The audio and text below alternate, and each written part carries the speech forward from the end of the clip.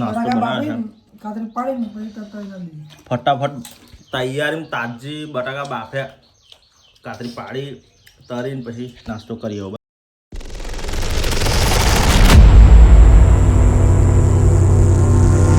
Welcome back to my new video. મિત્રો good morning, જય શ્રી કૃષ્ણ, જય માતાજી. ગ્રાન્ડે ચાલુ થઈ ગયું બરાબર, તો કન્ટિન્યુ. તો મિત્રો અર્જુન કાકાને જે દરવાજો બને એની ઉપર જારીયું નાનું બનાવવાનું છે.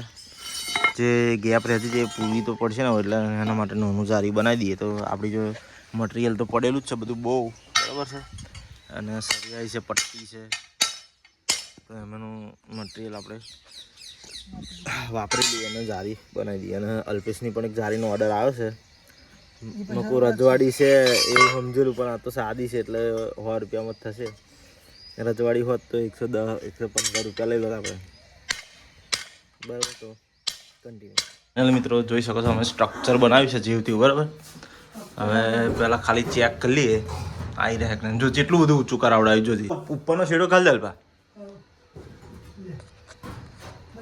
તો ફાઇનલી મિત્રો આપણે નાસ્તામાં કહેલું બાને એટલે બાએ આપણા હાથર ફર્સ્ટ ક્લાસ નાસ્તો બનાવે છે. ફટાફટ તૈયારી તાજી બટાકા બાફ્યા કાતરી પાડી તરીને પછી નાસ્તો કરીએ બરાબર.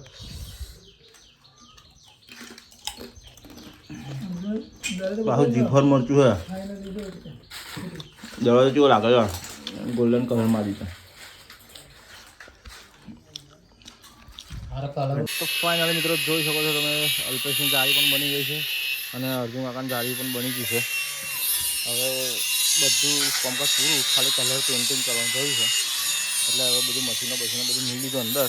અને આવું કંઈક નાનું બધું સામાન પડી રહ્યું છે હવે લઈ લઈએ બરાબર છે. પછી પેઇન્ટિંગ કામ ચાલુ કરીશું પછી જઈશું ઘરે. તો કન્ટિન્યુ. તો ફાઇનલ મિત્રો આજે આપણે એ જગ્યાએ જઈ રહ્યા છીએ જે જગ્યાએ આપણે છેલ્લી વાર તમાકુને પાણી વાળવા આવ્યા હતા. કારણ કે ત્યાર પછી આ બાજુ કશું કામ આપણને મળી નહોતું એટલે આપણે આવતા જ નહોતા બરાબર છે.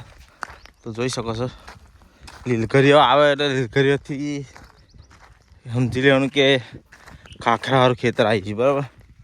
આ છે મુકેશ કાકાનો કેરો, અને એની જોડે હતી એમની તમાકુ, ને આ બાજુ હતી આપણે મયુર કાકાની તમાકુ. જોઈ શકો છો તમે પાણીવાળો આવેલા આપણે ખાસી વાર, અને અત્યારે તમાકુ જ નથી, તમાકુ ગાયબ થઈ ગઈ છે બરાબર છે.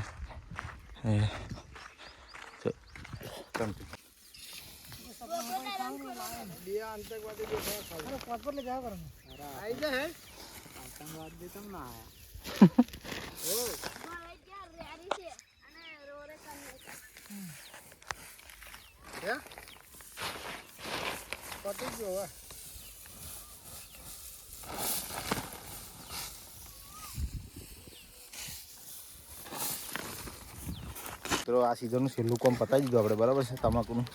હવે આ ખેતરમાં સીધું ફોર જ ઓટો મારવાનો આપણે, કારણ કે હવે આ ખેતરમાં કશું થશે નહીં.